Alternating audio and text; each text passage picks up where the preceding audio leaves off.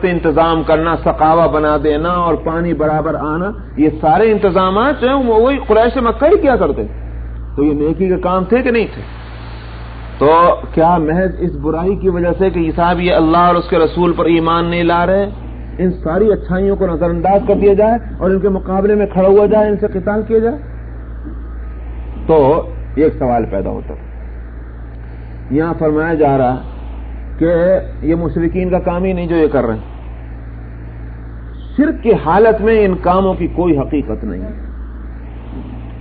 پہلی بات جو ہے، پہلی اینٹ اس عمارت کی، جس عمارت کو اچھا کہتے ہیں، اس عمارت کی پہلی اینٹ ایمان ہے.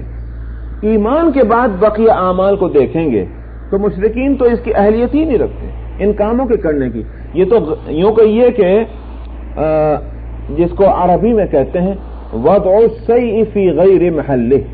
وضع الشیء فی غیر محلہ کا مطلب کہ جو چیز جس جگہ پر رہنی چاہیے اس کی جگہ پر نہیں، بلکہ غیر مناسب جگہ پر اس کو رکھ دینا. نامناسب ہے اس کا یہاں رکھنا، اس کو کہتے ہیں وضع الشیء فی غیر محلہ. تو مشرکین کے لیے یہ زیب ہی نہیں دیتا تھا کہ یہ کام کریں کہ جو کام اس وقت یہ کر رہے ہیں. یہ کام تو ایمان والوں کا تھا.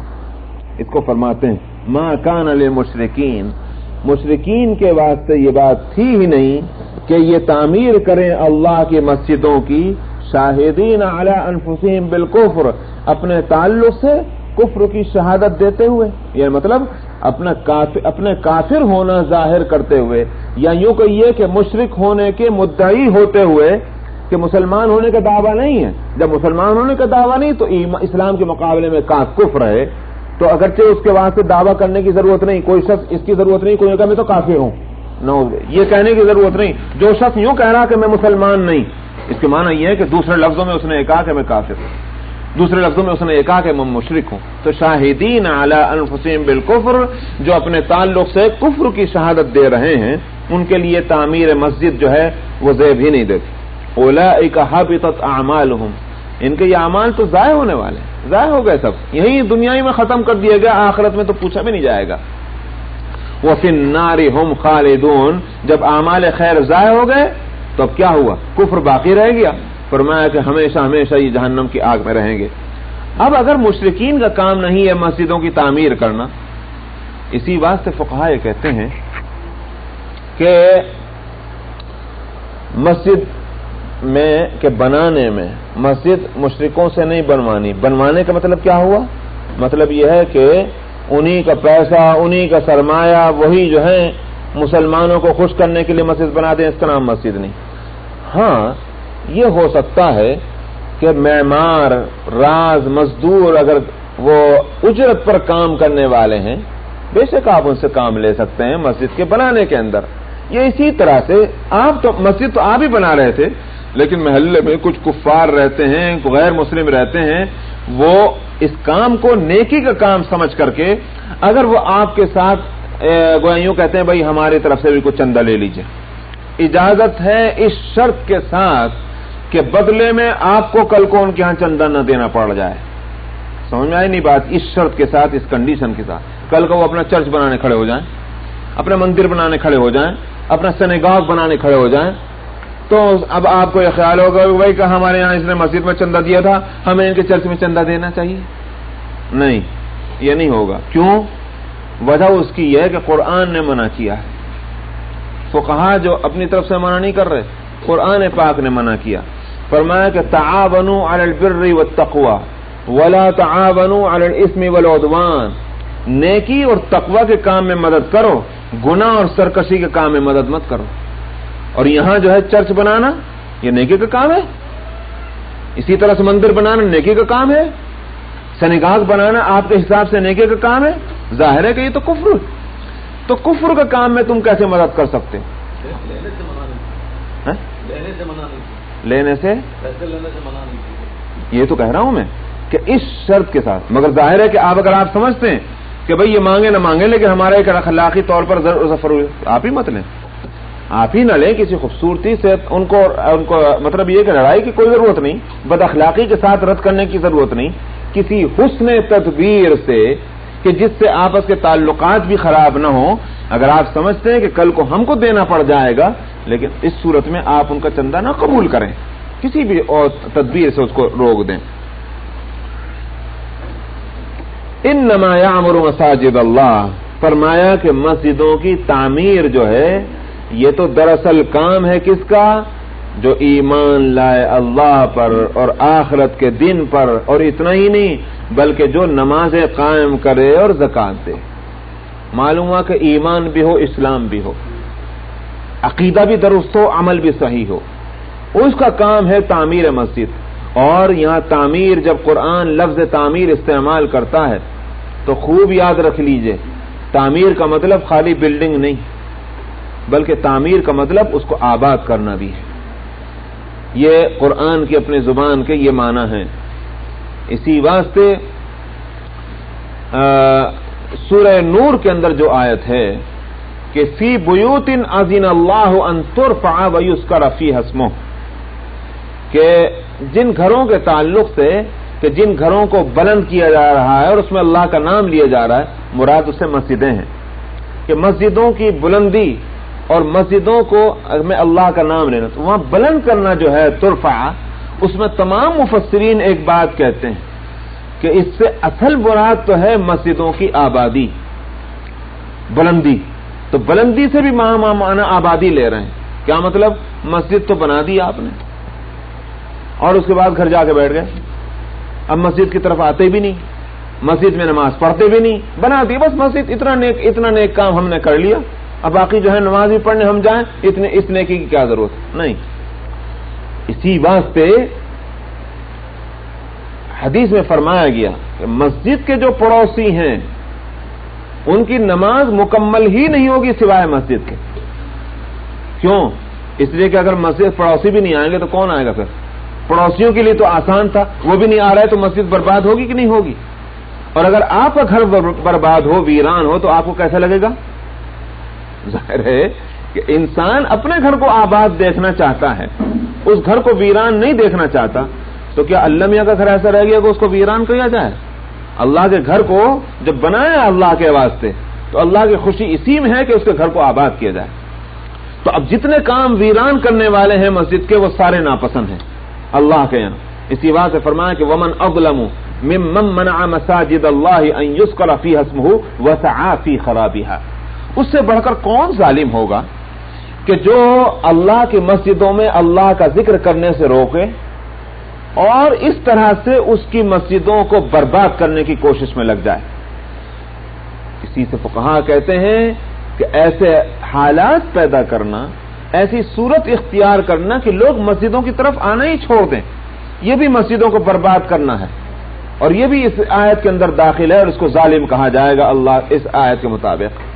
تو کوئی بھی کام جس سے مسجدیں جو ہیں آباد ہونے کی بجائے ویران ہو جائیں، یہ ناپسند. اس لیے جہاں ہم مسلمانوں کی نیکی ہے، مسلمانوں کی جہاں ہماری یہ ذمہ داری ہے کہ مسجدیں بنائیں، دینی ادارے بنائیں، آرگنائزیشن بنائیں، وہیں ہماری اپنی ذمہ داری کہیں اس سے بڑھ کر یہ ہے کہ ہم ان بنائی ہوئی مسجدوں کو آباد کریں. یہ ہماری ذمہ داری ہے.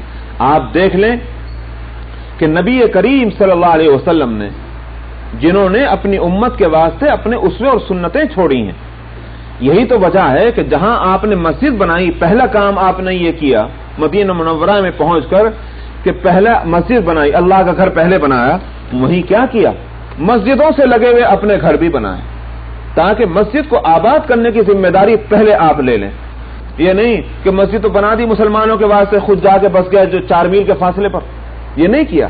اگر مسجد خود بنائی ہے، یہ ذمہ داری نبی کی تھی، تو مسجد کو آباد کرنے کی ذمہ داری بھی خود سب سے پہلے قبول کی اور مسجد سے ملا ہوا گھر اپنے بنایا آپ نے. تو یہ ذمہ داری ہے مسلمانوں کی.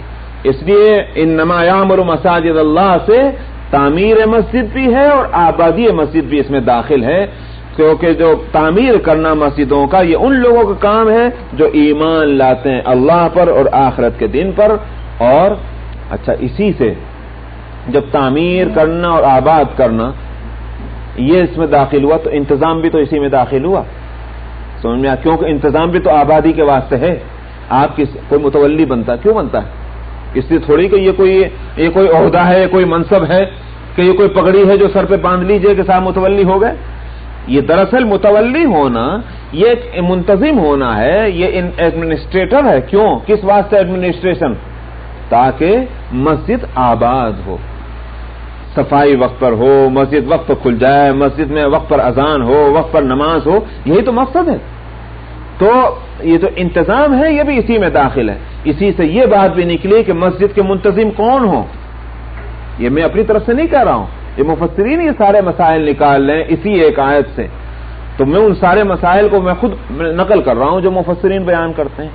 تو تعمیر مسجد مسلمانوں کا کام، آباد کرنا مسجدوں کا مسلمانوں کا کام، انتظام کرنا مسجد کا مسلمان کا کام. مگر مسلمان بھی کون؟ جس کا نام مسلمانوں کو جیسا ہو یا نہیں، بلکہ من آمن باللہ والیوم الآخر واقام الصلاۃ وآتى الزکاۃ ولم یخش الا اللہ. یہ ہیں وہ ساری چیزیں جس کو یہ سب باتیں اس کے اندر پائی جانی چاہیے. اللہ پر ایمان ہو، فکر آخرت ہو، نمازوں کو قائم کرتا ہو، زکوٰۃ دیتا ہو اور اللہ کے سوا کسی سے نہ ڈرتا ہو. اب اس کو اگر میں ایک لفظ سے بیان کر دوں تو کہیے کہ متقی ہو. جس کو ہم متقی کہتے ہیں اس میں ساری خوبیاں پیدا ہوں گی اس کے اندر. تو معلوم ہوا کہ مسجدوں کا انتظام کن لوگوں کے ہاتھ میں ہونا چاہیے؟ جو اس کمیونٹی کے اندر، اس سوسائٹی کے اندر، اس جماعت کے اندر، اس محلے کے اندر متقی ہوں. انہی کو دراصل مسجد کا منتظم اور متولی بننا چاہیے. بعض لوگ یہ جواب ہو جاتا ہے ان لوگوں کا کہ جو بعض لوگ یہ کہتے ہیں کہ بھائی دین کے مسئلے آپ بتلائیے، دین میں ہدایت آپ کیجئے، انتظام ہم کریں گے. کیوں صاحب کیوں؟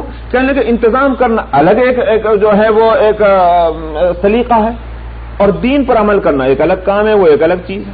آپ کو چونکہ دین کا علم آتا ہے آپ نماز پڑھائیں، اذان دیں. ہم کو چونکہ انتظام کرنا آتا ہے ہم انتظام کریں. قرآن یہاں اسی کا جواب دیتا ہے، کہتا کہ نہیں.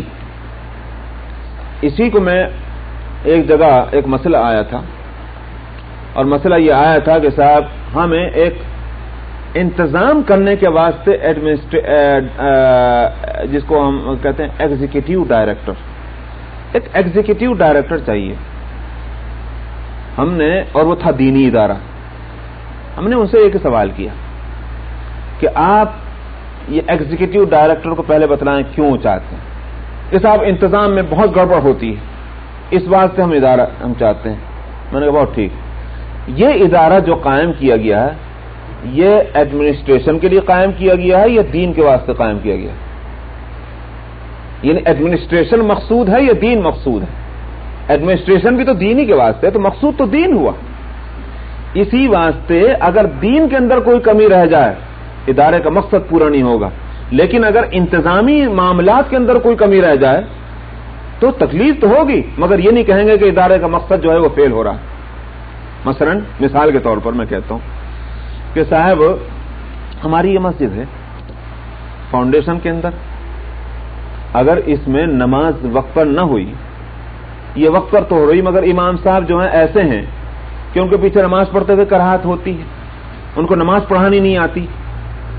یہ بات صحیح ہوگی، ہم کو اس کی فکر کرنی چاہیے، یہ اس کی فکر کرنی چاہیے کہ مسجد میں ایک ایک پنکھا صحیح چلنا چاہیے، مسجد کے اندر ایک ایک ٹیوب لائٹ جو ہے وہ صحیح جلنی چاہیے.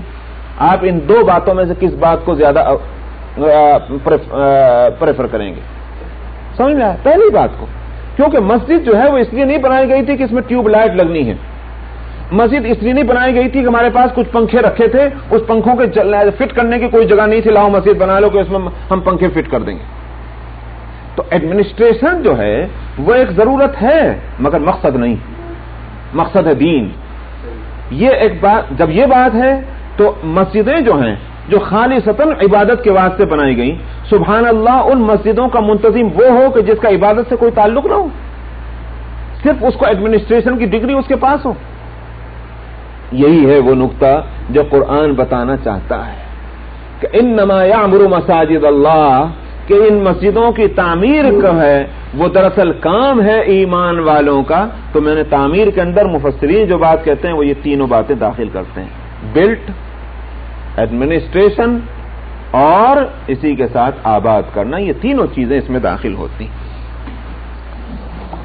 تو کام ہے کہ ان کا جو ایمان لائیں اللہ پر اور آخرت کے دین پر، اور نماز قائم کریں اور زکوٰۃ دیں، یعنی عمل بھی ان کا درست ہو. ولم یخشى الا اللہ، اور اللہ سے نہ ڈرتے ہیں. تو تین چیزیں ہیں، ایک ہے عقیدہ، ایک ہے عمل، اور ایک ہے اخلاق. یہ تین چیزیں ہیں. یہ تین چیزیں جس کے درست ہو جائیں گی وہ متقی پرہیزگار ہے، وہ شخص اعلیٰ درجے کا مومن ہے.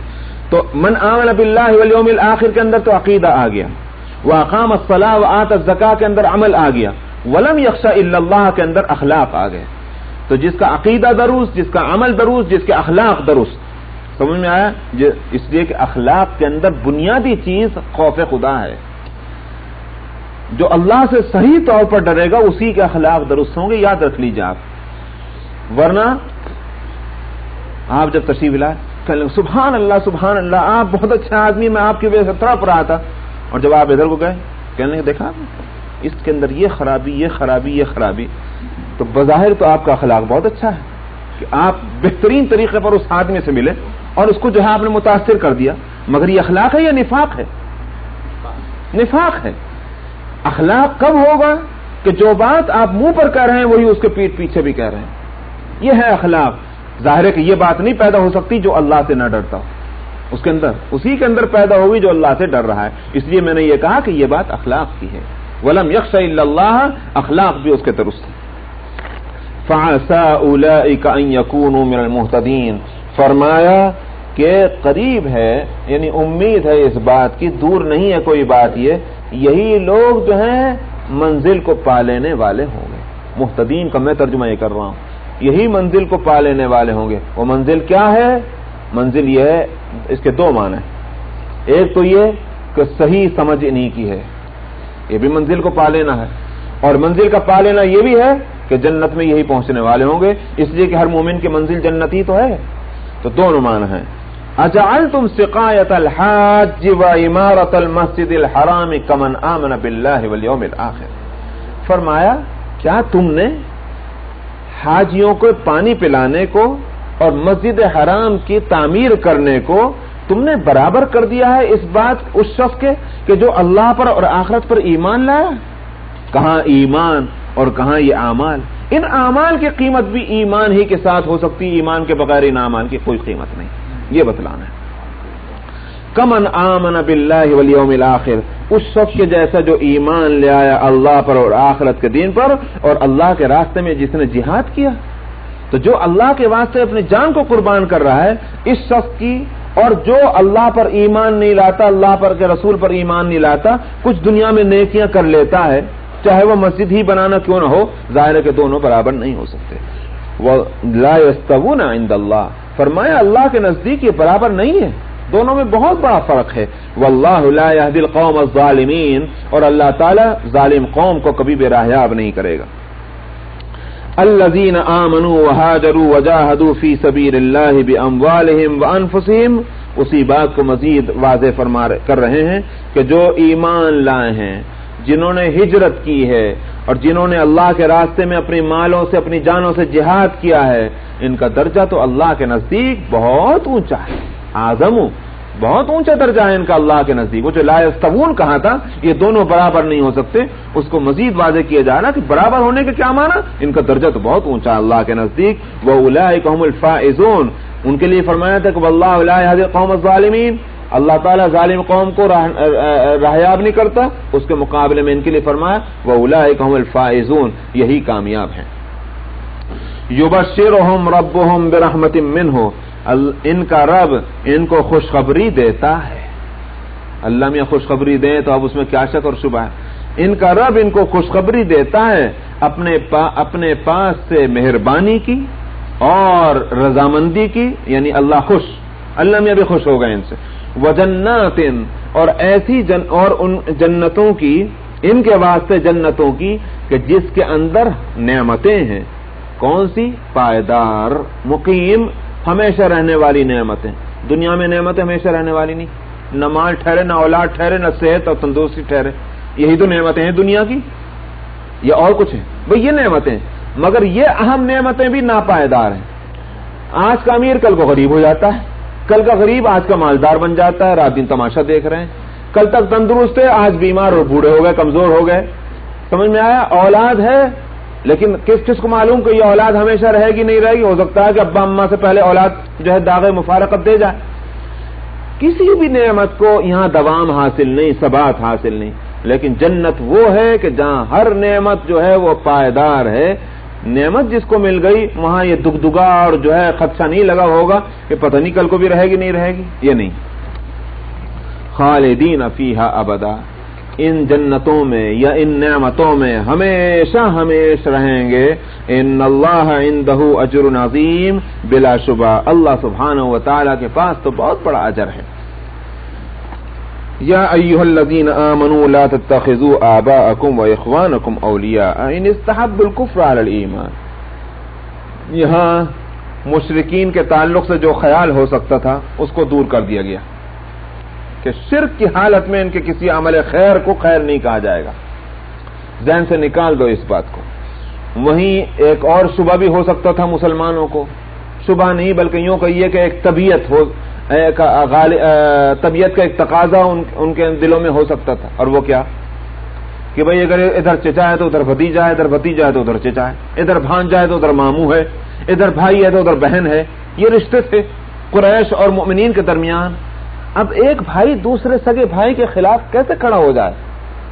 ایک بہن اپنے بھائی کے تعلق سے کیسے آخر اس سے ایک دشمنی مول لے لے؟ آسان بات تو نہیں. یہاں اس بارے میں فرما رہے ہیں کہ اے ایمان والو، نہ بناؤ تم اپنے ماں باپ کو، اپنے بھائیوں کو دوست اگر یہ ایمان کے مقابلے میں کفر کو پسند کرتے ہیں. اب اور کسی رشتے کی اور کیا رعایت ہو سکتی ہے؟ ظاہر ہے کہ بھائی اور بہن اور ماں اور باپ، ان سے بڑھ کر تو کوئی قریبی رشتہ نہیں ہوتا. سب سے زیادہ قریب یہی رشتے ہیں.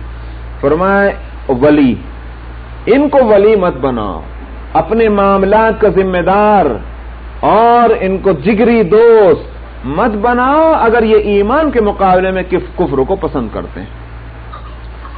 اس طرح سے اسی کا یہ اثر ہے کہ ازواج مطہرات میں ایک ہیں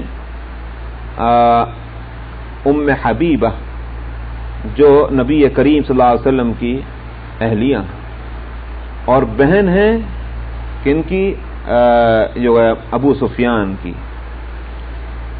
تو ابو سفیان ابن حرب، یہ جو حضرت معاویہ کے والد تھے نا ابو سفیان، جو بعد میں مسلمان بھی ہوئے. تو ام حبیبہ رضی اللہ عنہا نبی کریم صلی اللہ علیہ وسلم کی اہلیہ ہیں. ان کے والد آئے مکے سے ملنے کے واسطے، اپنی وہاں مدینے میں کسی کام سے آئے ہوں گے، تو بیٹی سے بھی ملنے گئے. تو بیٹی نے دیکھا کہ ابا جان آ رہے ہیں اور وہ مسلمان نہیں تھے، تو بستر لپیٹ دیا اور کہا کہ بیٹھ جائیے. ابا نے کہا بیٹی یہ بات تو زیب نہیں دیتی کہ تمہارا باپ آئے تو پیچھے بستر کو بھی لپیٹ دو. ام حبیبہ رضی اللہ عنہ نے کہا بے شک کوئی اور بستر ہوتا تو میں بے شک بچھا رہنے دیتی، مگر یہ وہ بستر ہے جس پر اللہ کے رسول آرام کرتے ہیں. آپ کے لیے زیب نہیں دیتا کہ آپ اس بستر پر آرام کریں کفر کی حالت میں. یہ ہے ان استحب الکفر علی الایمان، ایمان کو جنہوں نے کفر کے مقابلے میں پسند کیا ہے ان کو اپنا جگری دوست نہ بناؤ، اگرچہ وہ تمہارے ماں باپ اور تمہارے بھائی بہن کیوں نہ ہو. یہ ہے وہ ایمان کا رشتہ سب سے اہم رشتہ ہے. خوب اس بات کو سمجھ لیا جائے. سب سے بلکہ یوں کہیے کہ رشتہ جوڑنے والی چیز ہے ایمان. دو وہ مسلمان ہیں کہ جن میں کوئی رشتہ رحم کا نہیں ہے، نہ چچا ہے، نہ تایا ہے، نہ بھانجا ہے، نہ بھتیجا ہے، مگر مسلمان ہے. اس کی رعایت ہوگی. مدینہ منورہ کے اندر یہی تو وہ ایک ماحول بنایا تھا کہ مکے کا رہنے والا مسلمان مدینے کے رہنے والے مسلمان کے ساتھ جب اس کا رشتہ اللہ کے رسول نے جوڑا تھا تو پھر سگے بھائیوں سے زیادہ ان کے اندر تعلق قائم ہو گیا تھا. یہی تو وہ بات تھی کہ سگے بھائیوں سے وہ محبت نہیں ہے، بالکل نہیں ہے، کیونکہ وہ کافر ہے. لیکن یہ مسلمان ہے، اس سے ہماری دوستی، اس سے محبت ہے. تو اصل رشتہ جوڑنے والی چیز اسلام ہے. اس کے بعد دوسرے چنانچہ ظاہر ہے کہ وراثت کا قانون کیا بتاتا ہے؟ باپ کا وارث کون ہوگا؟ بیٹا اور بیٹی ہے کہ نہیں؟ باپ کا وارث یا ماں کا وارث بیٹا اور بیٹی پہلے وارث ہیں، لیکن اگر اسلام اور ایمان ہے، اگر کفر اور اسلام کا فرق ہے تو نہ کافر کا وارث مومن نہ مسلم کا وارث کافر، چاہے باپ ہی کیوں نہ ہو اور چاہے اولاد ہی کیوں نہ ہو، ہرگز نہیں وارث ہوں گے۔ تو اب بتائیے کہ رشتہ قائم کرنے والی کون چیز ہو گئی؟ اسلام اور ایمان۔ تو اس واسطے یہاں فرمایا کہ اے ایمان والو نہ بناؤ تم اپنے ماں باپ کو، آبا کے اندر دونوں آ جاتے ہیں، اور اخوانکم بہن بھائی اس میں بھی آ جاتے ہیں، اولیاء دوست، جگری دوست، محض معاملے کا دوست مراد نہیں ہے کہ معاملے کا دوست کسی بزنس کا، بیوپار کا، یہ وہ مراد نہیں، جگری دوست۔ ان استحب الکفر، اگر یہ پسند کرتے ہیں کفر کو ایمان کے مقابلے میں، ومن یتولہم منکم فاولئک هم الظالمون، خوب سن لیجئے، تم میں سے جس نے ان کو جگری دوست بنا لیا ظالم ہو گئے۔ قرآن کی زبان میں وہ مومن ظالم ہو گیا، وہ مسلمان ظالم ہو گیا جس نے ایسے لوگوں سے کو اپنا ولی بنا لیا کہ جو کفر کے مقابلے و ایمان کے مقابلے میں کفر کو پسند کیے ہوئے ہیں۔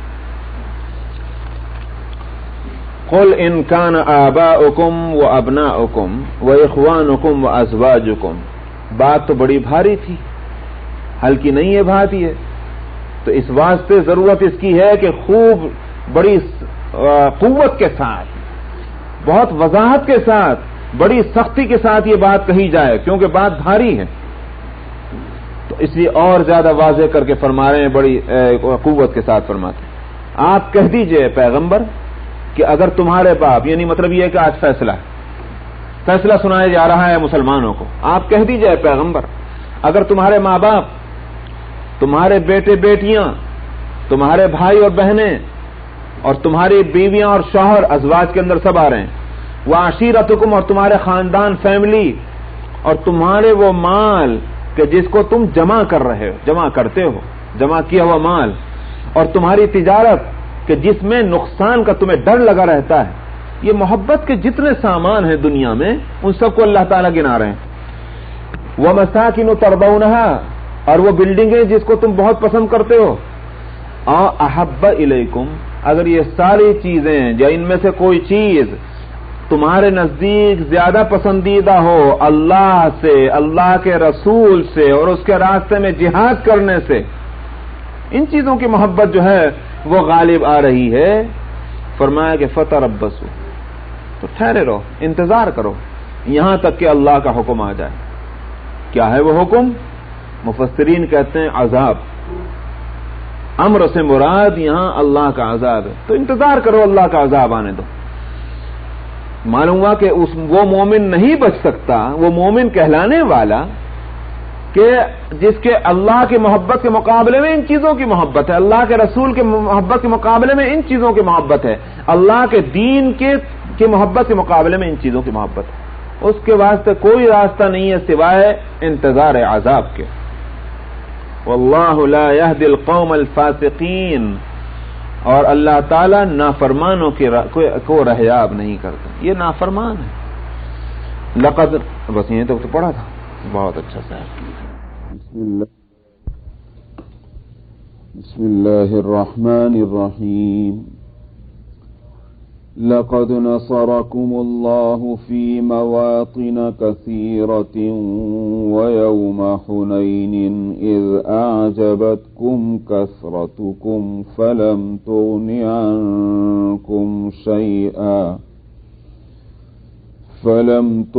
عنكم شيئا وضاقت عليكم الأرض بما رحبت ثم وليتم مدبرين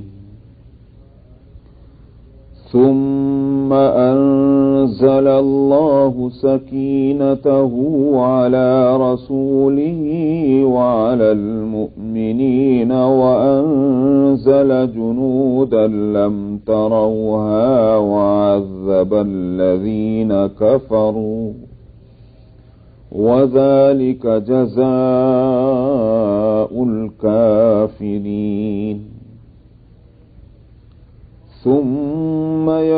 ويتوب الله من بعد ذلك على من يشاء والله غفور رحيم. يا أيها الذين آمنوا إنما المشركون نجس فلا يقربوا المسجد الحرام بعد عامهم هذا وإن خفتم عيلة فسوف يغنيكم الله من فضله إن شاء إن الله عليم حكيم. قاتلوا الذين لا يؤمنون بالله ولا باليوم الآخر ولا يحرمون ما حرم الله ورسوله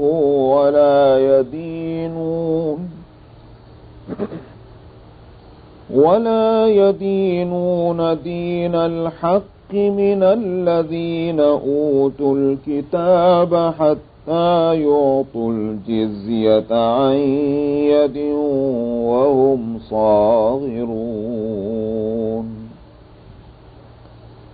وقالت اليهود عزير ابن الله وقالت النصارى المسيح ابن الله ذلك قولهم بأفواههم يضاهئون قول الذين كفروا من قبل قاتلهم الله أنى يؤفكون. اتخذوا أحبارهم ورهبانهم أربابا من دون الله والمسيح ابن مريم وما أمروا إلا ليعبدوا إلها واحدا لا إله إلا هو سبحانه عما يشركون. يريدون أن يطفئوا نور الله بأفواههم ويأبى الله إلا أن يتم نوره ولو كره الكافرون. هو الذي أرسل رسوله بالهدى ودين الحق ليظهره على الدين كله ولو كره المشركون. يا أيها الذين آمنوا إن كثيرا من الأحبار والرهبان ليأكلون أموال الناس بالباطل ويصدون عن سبيل الله والذين يكنزون الذهب والفضة ولا ينفقونها في سبيل الله فبشرهم بعذاب أليم. يوم يحمى عليها في نار جهنم فتكوى بها جباههم وجنوبهم وظهورهم هذا ما كنزتم لأنفسكم فذوقوا ما كنتم تكنزون. صدق الله العظيم. आप आवाज इसमें नहीं आएगी।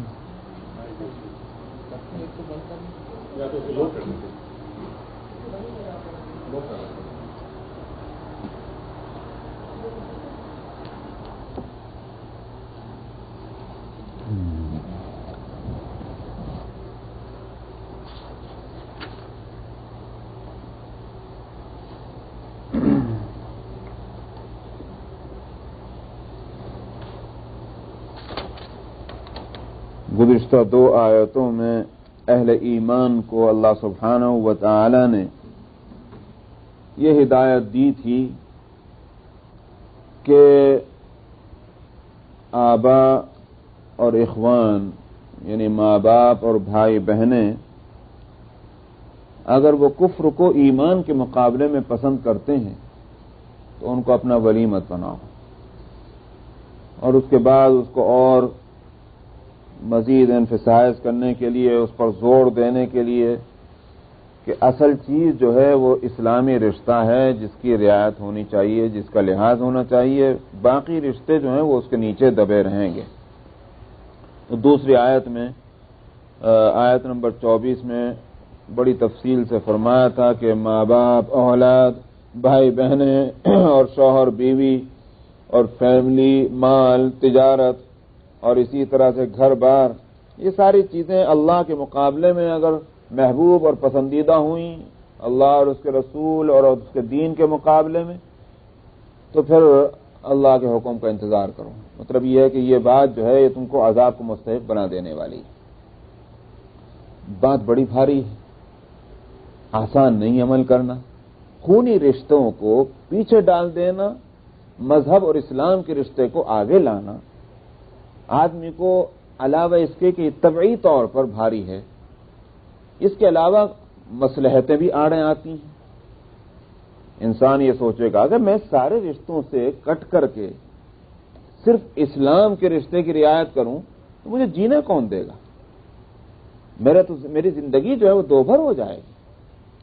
اس لیے کہ ہم لوگ جس ماحول میں مثلا یہاں ہیں، جبکہ ہمارے سارے رشتہ دار ہمارے مسلمان ہیں اللہ کے فضل و کرم سے، لیکن اس کے باوجود ہم کتنا ڈرتے ہیں کہ صاحب ہم کیسے غیروں سے جو ہے الگ تھلگ ہو جائیں، ہم کو ان کے ساتھ ملنا پڑتا ہے، ان کے ساتھ ذرا اس ماحول کا خیال کیجئے کہ جہاں ایک غیر مسلموں سے خاندان سے نکل کر کے ایک شخص مسلمان ہو رہا ہے، اس کے ذہن کے اوپر کتنا خوف نہ ہوگا، اور وہ کیسے رعایت نہیں کرے گا ان رشتوں کی جو خونی رشتے ہیں۔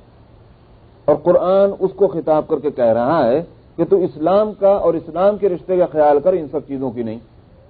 بڑی بھاری بات ہے۔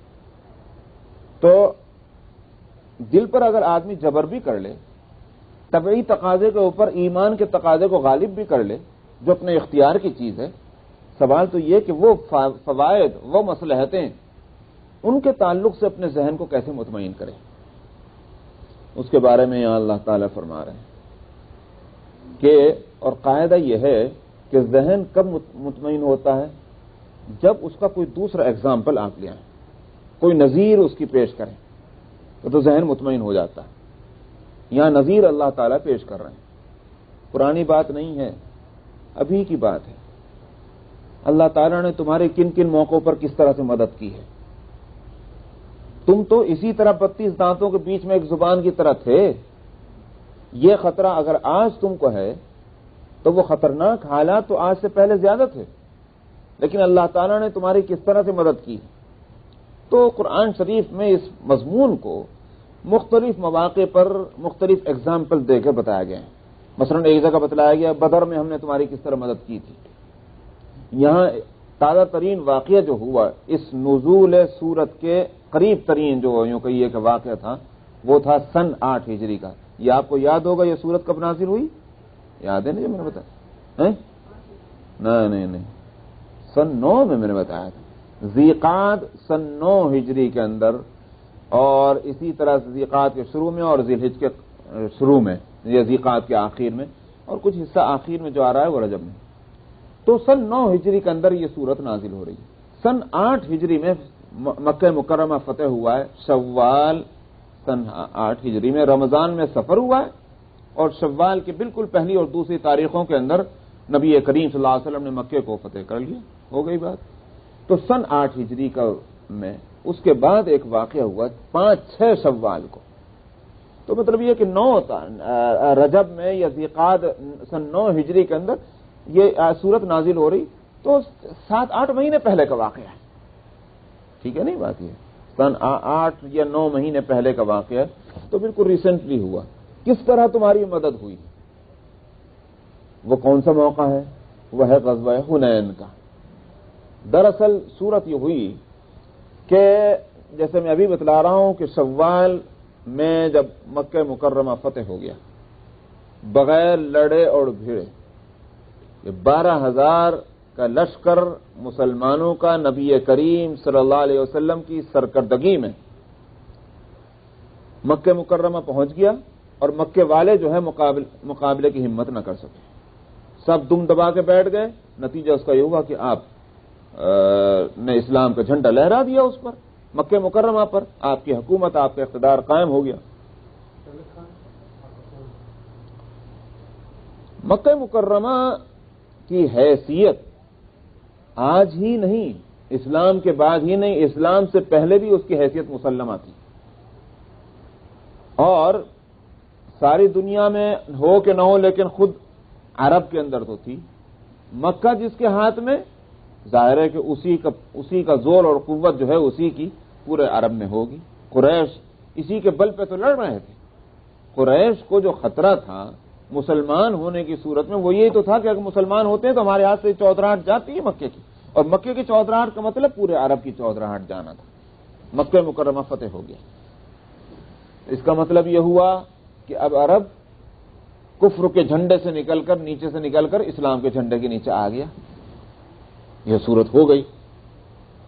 ٹھیک مکے کے بدر درجہ جو رکھتی تھی سیاسی اعتبار سے یا اپنے وسائل اور ذرائع کی طاقت اور قوت کے اعتبار سے وہ طائف تھی۔ یہی وجہ معلوم ہوتی ہے کہ نبی کریم صلی اللہ علیہ وسلم نے مدینے کی ہجرت سے پہلے مکے کے حالات جب ناسازگار ہوتے چلے گئے اور وہاں کام اسلام کا کرنا بالکل ہی مشکل ہو گیا تو آپ نے طائف کی طرف رخ کیوں کیا تھا؟ وجہ اس کی یہ تھی کہ اگر مکے والے نہیں مانتے، نہیں سمجھ رہے ہیں، طائف والے اگر سمجھ جائیں تب بھی کوئی نقصان نہیں، اس لیے کہ مکے کے بعد دوسری بڑی بستی پورے عرب کے اندر وہ طائف کی تھی۔ نہ صرف یہ کہ بڑی بستی بلکہ وہاں جو قوم آباد تھی وہ حقیقت تو یہ ہے کہ قریش کے مقابلے کی تھی طاقت اور قوت کے اعتبار سے، یعنی قبیلہ حوازن جس کی بہت زیادہ شاخیں پھیلی ہوئی تھیں اس علاقے کے اندر، طاقت اور قوت والی قوم تھی۔ اس لیے آپ نے ادھر رخ کیا تھا کہ اگر قریش نہیں مان رہے، نہیں سمجھ رہے، حوازن کے لوگ اگر مان جائیں تو وہ مقصد جو یہاں نہیں پورا ہو رہا وہاں سے پورا ہو جائے گا اسلامی تحریک کے لیے۔ تو مکہ فتح ہو گیا، طائف کے لوگوں میں ہلچل پیدا ہوئی۔ ارے صاحب، یہ مکہ فتح ہو جانے کے معنی تو یہ ہوگا کہ دوسرا قدم ان کا طائف پر ہوگا مسلمانوں کا، یہ آنکھوں سے نظر آ رہی تھی بات۔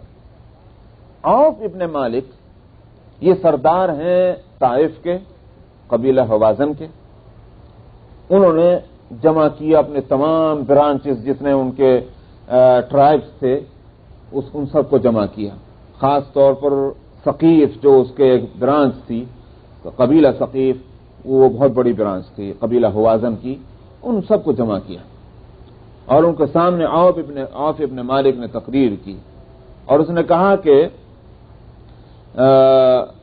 ہمت توڑنے کی ضرورت نہیں ہے، یہ مت سمجھنا کہ مدینے والوں نے مکہ فتح کر لیا ہے تو اب شاید ہمارے لیے بہت بڑی مصیبت ہو جائے گی، ہمت ہارنے کی کوئی وجہ نہیں ہے، ہمت بندھائی۔ عوف ابن مالک کو تو یہی خطرہ تھا، اگر ہم نے یہاں کوئی اقدام نہیں کیا، کوئی اسٹیپ نہیں لیا تو اس کا مطلب یہ ہوا کہ یہ ہم پر اٹیک کریں گے، وہ بڑی مصیبت بن جائے گی، ہم کیوں نہ آگے بڑھ کر ان پر اٹیک کر لیں، تو اس طرح سے ہم کو کامیابی کی کچھ امید ہے۔ تو عوف ابن مالک نے تقریر کرتے ہوئے کہا کہ محمد صلی اللہ علیہ وسلم کہ ان کا واسطہ قریش سے پڑا ہے، وہ سیدھے سادے لوگ ہیں، ان کو کیا پتہ لڑنا کس کو کہتے ہیں، ہم جیسے بہادروں سے اگر ان کو سابقہ پڑ جائے تو پتہ چل جائے گا کس کو کہتے ہیں لڑائی۔ اس طرح سے لوگوں کو گرمایا، لیکن یہ تو گرمانے کی بات تھی، حقیقت جو ہے وہ تو ان کو بھی معلوم تھی کیا ہے تقریر کرنے والے کو۔ اس نے ایک طرف تو یہ تقریر کر کے لوگوں میں جوش پیدا کیا اور دوسری طرف یہ حکم نافذ کیا، ایک تدبیر کی کہ ہم کو جو میدان مقابلے میں جانا ہے تو اس طرح سے جانا ہے کہ بقول ایک شخصے کے ساتھ کشتیاں ڈبو کے جانا ہے، یعنی یہ کہ اپنے بیوی اور بچے، اپنے جانور، اپنا سامان سب کچھ لے کے جانا ہے، چھوڑنا ہی نہیں ہے، اور اسی طرح سے یہاں تک کہ اپنے جو ہتھیار ہیں ان کی کمانیں بھی توڑ کر پھینک دینی ہیں، بس ننگے ہتھیار رہیں گے۔ مطلب یہ ہے کہ اب کوئی آس اس بات کی نہیں لگانی ہے کہ ہم کو اپنے گھروں میں واپس آنا ہے، یا مر جانا ہے یا مارنا ہے۔ یہ تھی وہ صورت۔ چنانچہ اس طور پر انتظامات کر کے 25,000 مرد، عورتیں، بچے سب ملا کر، جس میں تقریباً 4 یا 5,000 جوان تھے لڑنے والے، طاقت اور قوت والے، وہ سب آئے۔ ان میں 2 برانچز وہ ہیں، 2 ٹرائبس، ایک تو بنو کعب اور بنو کلاب۔ انہوں نے تو انکار کر دیا کہ ہم نہیں جاتے لڑنے کے واسطے۔ کیوں؟ اس لیے وہی بات دیکھیں، یہ ہے عجیب بات، اللہ تعالیٰ کس کو عقل دیتے ہیں، یہیں سے بات کھلتی۔ بنو کعب، بنو کلاب نے صفائی سے یہ کہا کہ محمد جہاں جا رہے ہیں وہیں کامیاب ہو رہے ہیں،